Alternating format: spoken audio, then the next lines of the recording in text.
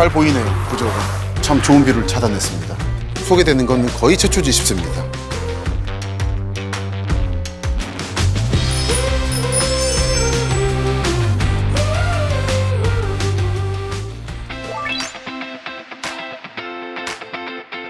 안녕하십니까. 도시 읽어드립니다의 김시덕입니다. 저는 평소에 도시를 걸어다니고 답사하면서 기록하고 있습니다. 단순하게 사라지는 옛날을 그리워하는 것도 아니고 요즘 지어지고 있는 아파트나 건물을 찾아다니면서 상권 분석을 하는 것도 아니고요. 예전 것이 없어져가고 새로운 것이 만들어져가는 그 시간의 흐름을 추적하는 것을 주요 관찰 대상으로 하고 있습니다. 이번 시리즈에서는 지금 이 시간에도 시시각각 변화하고 있는 도시 현장을 찾아갑니다. 오늘은 그 첫 번째 시간으로 특히 눈부시게 바뀌고 있는, 그래서 제가 요즘 집중적으로 답사를 하고 있는 천안과 아산 지역을 찾아왔습니다.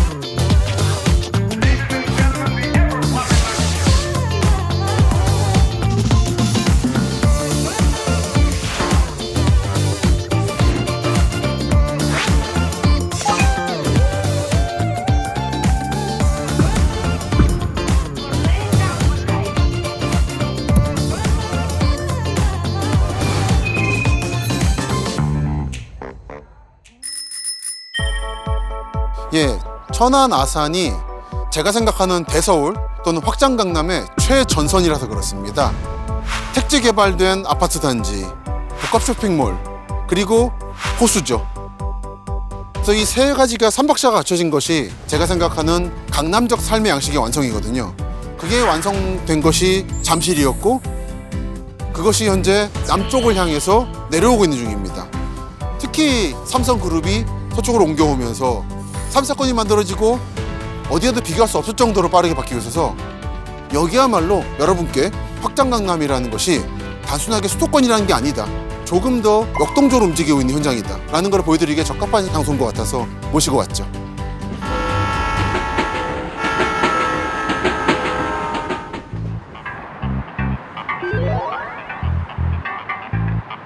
천안과 아산이 걸쳐 있죠. 아산이 더 많습니다. 그래서 사실 처음에는 천안 측에서 자기들이 더 충남의 중심 도시니까 천안역으로 하자 그랬다가 아산 땅에도 많은데 무슨 소리냐, 아산역으로 하자고 했다가 그러지 말고 우리 함께 가자 라고 해서 천안 아산역이라고 이름 붙이고, 제 바로 이렇게 보입니다만 천안 아산 상생협력센터도 만들고 함께 나간 사례를 만들었죠. 그 현장을 아마 오늘 보시게 될 거예요.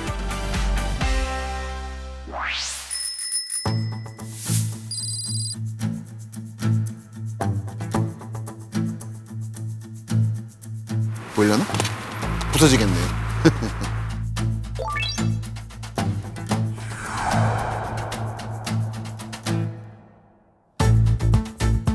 여기는 관사촌이 있고 그 주변으로 피난민촌이 만들어졌고 그 피난민촌에서 천안역을 향해서 자유시장이 있었던 구조였죠.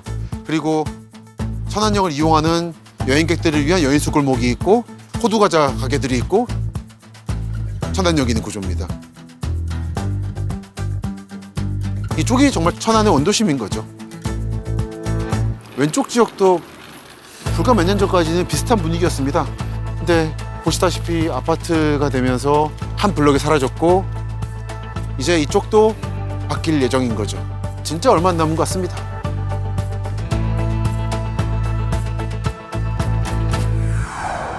옛날이라는 게 여러 옛날이 있지만 천안이 가지고 있는 가장 큰 의미는 여기서부터 서남쪽으로 가면 전라도인 거고 동남쪽으로 가면 경상도인 거죠.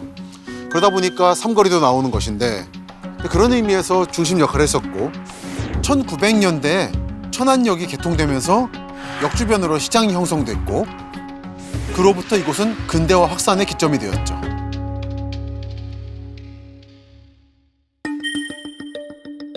그렇죠. 지금의 천안시의 동쪽 끝 지역이 중심이었던 거죠.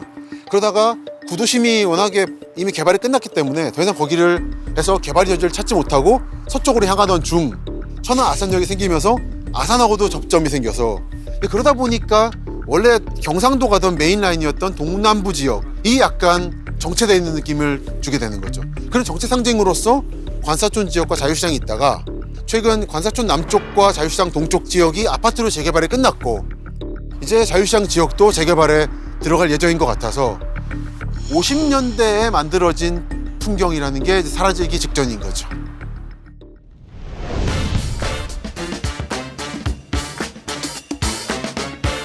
서울 잠실에서 시작된 대서울 또는 확장 강남이라는 삶의 형태가 천안까지는 스무스하게 내려왔습니다.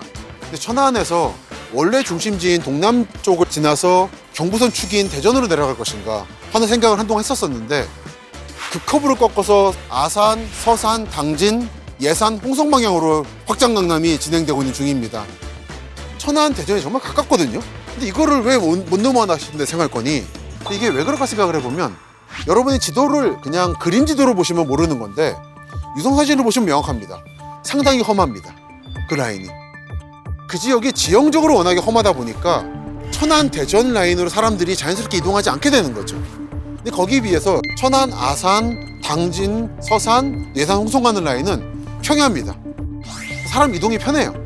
그러다 보니까 자연스럽게 인적 네트워크가 있고 그래서 충청남도 서북부 지역, 지금 말씀드린 지역들은 자연스럽게 평택과 천안 쪽으로 생활권을 갖게 된 거예요. 근데 그게 지금까지 이어져서 결국 대서울은 천안부터 그 커브를 꺾어서 서쪽으로 와서 확장 중이다. 이거는 아마 홍성까지 갈 것으로 예상된다. 그래서 제가 신빙성을 높이기 위해서 한국인의 바이블 같은 한국의 발견, 충청남도편을 가져왔습니다. 이게 90년대 초까지의 한국 상황을 잘 전하고 있는 책이라서 저는 답사할 때마다 참고를 하고 있고 여기 당연하게 호두과자 얘기가 나오죠. 기차를 타고 천안시를 지날 때면 거의 빠짐없이 듣는 천안명물 호두과자의 원료인 호두가 많이 생산되는 곳은 천원군에서도 광덕면 광덕리의 상사부락이다. 천안시와 천원군이 있다가 합쳐서 천안시가 됐거든요. 그래서 이 설명에 따르면 1100년 전부터 호두나무를 재배했는데 고려시대 중신 유청신이 중국의 사신으로 갔다 오면서 가져온 씨앗을 심었다고 한다. 참기름 맛처럼 고소하다는 광덕면의 호두를 원료로 해서 식민지 시절에 일본 사람들이 과자를 만들어 팔기 시작했다. 해방 뒤에 이들의 기술을 이어받은 사람이 학화호두과자, 능수호두과자 같은 공장들을 차려서 계속 만들어냈다라고 되어 있죠. 근데 그냥 호두를 넣는 것까지가 일본식이냐 호두를 넣는 거는 천안식이냐는 건 좀 논쟁의 여지가 있어요. 파철 넣는 방식은 일본입니다. 이무라라는 일본의 빵집 주인이 처음으로 팥빵을 만들었어요. 근데 이 사람이 왜 만들었냐면 빵을 그대로 먹으니까 배탈 난다 자꾸. 이거 일본인에게 맞지 않는 음식이다. 일본인이 먹을 수 있게 빵에다가 팥을 넣어보면 어떨까? 원래 먹던 거니까. 그래서 고민했는데 몇 년이 걸렸습니다. 팥빵 만드는데. 왜냐면 빵이 익는 온도하고 팥이 있는 온도가 다른 거예요. 그래서 이걸 맞추는데 오래 걸렸어요. 그래서 맞춘 뒤에 드디어 만들었습니다. 드디어 빵을 일본화 시켰습니다. 그렇기 때문에 팥이 빵에 들어가는 자체가 일본적인 거예요.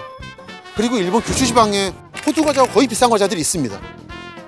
중국의 호두와 한국인의 원료와 일본인의 기술이 만난 한중일 합작이라고 할 수 있는 것. 이게 호두 과자입니다.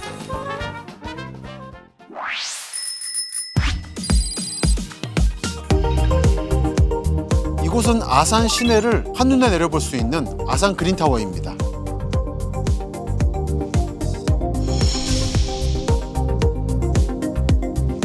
여기가 좀 뷰가 좋습니다. 옛날 온양시 시가지가 다 보이네요.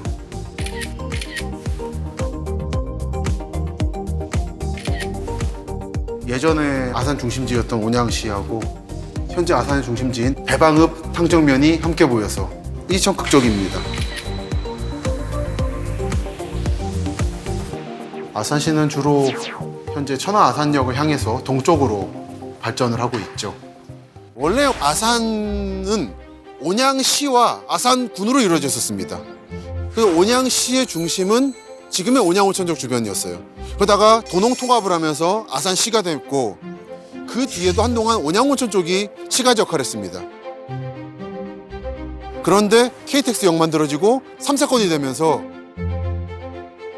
대방읍, 탕정면 쪽이 중심으로 되고 그러면서 좀 새로운 축이 만들어지고 예전 축과 함께 만나고 있는 중이에요, 중간에서.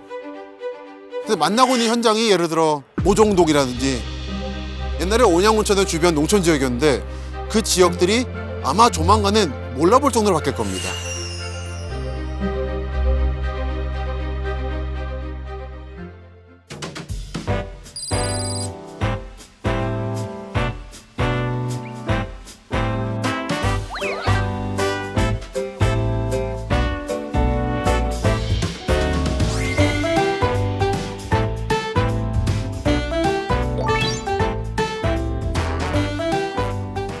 찾았다는 기록들이 있나 봐요.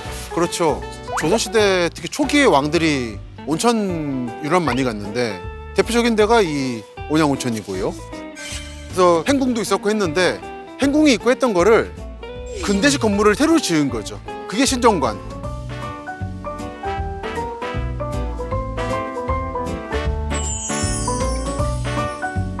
온양온천은 워낙에 유명 관광지여서 관광엽서가 많이 나왔습니다. 기념엽서들. 그 흐름을 이어받은 것이 온양관광호텔.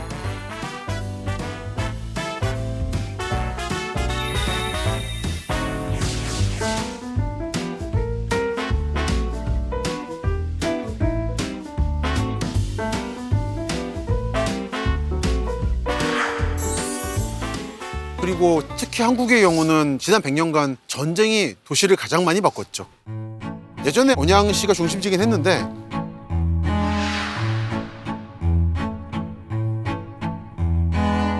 광복 후에는 피난민들이 살았단 말도 있었고 그러던 곳이다 보니까 전국적으로 볼 수 있는 길쭉한 1층의 피난민 사택 같은 게 있는 형태의 마을이 있었고 사정골목이라고 쌀집골목이라는 뜻이죠. 실제로 쌀집도 있었고 고춧가루 가게도 있었습니다. 그 건너편에는 성매매 직결지도 있어가지고 사실 이쪽이 약간 외곽지역이구나라는 느낌을 줬었어요. 근데 최근에 아산시 측에서 그 사정골목을 싹 밀어버리고 공터로 남겨둔 상태입니다. 그래서 아마 그런 재건축 재개발의 일환으로서 옛날 사정골목 지역을 비롯해서 이 일대가 한번 모습을 크게 바꾸지 않을까 예측을 합니다.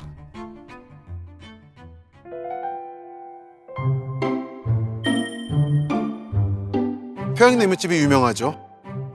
그부터가 피난민들이 많이 살았던 곳이란 거를 증언해 주는 것이라 할 수 있겠죠.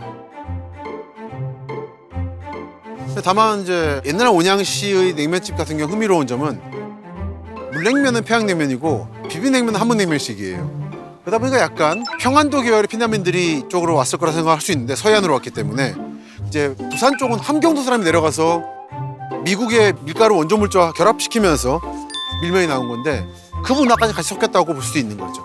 그런 부분에서 2차적인 냉면 문화라고 볼 수도 있습니다.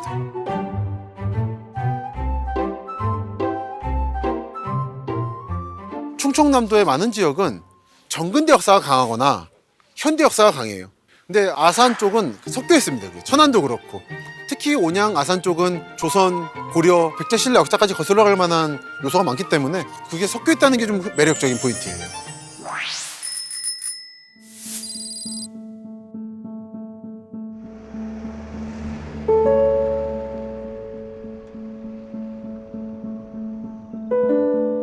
저는 지금 충남 아산시 둔포면 운용삼리에 와 있습니다. 이곳의 다른 이름은 신토막사라고 하는데요. 6.25 때 피난민들이 흙으로 막사를 만들었다 그래서 토막사라 부르고 그 집들을 새로 지었다 그래서 신토막사라고 합니다. 예전에 답사를 왔을 때 이 마을 구조 자체는 예전 토막사 시절 그대로인데 집이 남은 게 있을까 궁금했었어요. 그래서 걷다 보니까 한 채가 남아있더라고요. 원형 건물이 소개되는 건 거의 최초지 싶습니다. 봐보시면 이런 식으로 당시 벽돌이 남아있고요. 옆은 집과 흙으로 발라 미장을 한 흔적이 보이죠. 제가 답사했을 때 마을 주민을 만났었는데 그분 말씀이 현재 이거는 최초의 건물은 아니고 그 방법대로 다시 지은 건물이고 이제 이 건물은 비어 있다고 하더라고요. 토막사의 내부 구조가 잘 보입니다. 기역자 형태로 집을 만들었고 토막사라는 이름이 붙어있는 지역 중에서 원형이 남아있는 거의 유일한 건물이기 때문에 한 채 정도는 잘 보존했으면 좋겠어요. 이 일대는 전부는 아니지만 상당 부분은 바다였거나 바닷물의 영향을 심하게 받는 곳이었죠. 그래서 비교적 버려진 땅이 많았고 주인 없는 땅도 많았고, 근데 이런 땅을 넓게 간척하고 농사 지을 만한 땅으로 만든 게 피난민들인 것이죠. 그래서 평택, 천안, 아산의 바닷가 지역에는 그런 피난민들의 흔적이 많이 남아 있습니다. 그런 땅을 이번에 다시 신도시를 만들면서 다른 형태의 이방인들, 외지인들이 들어와서 새로운 도시를 만들어가고 있는, 100년 전에 이 땅을 이렇게 쓸모있게 만든 것처럼 지금도 외지인 이방인들에 의해서 확장 강남은 넓어지고 있습니다.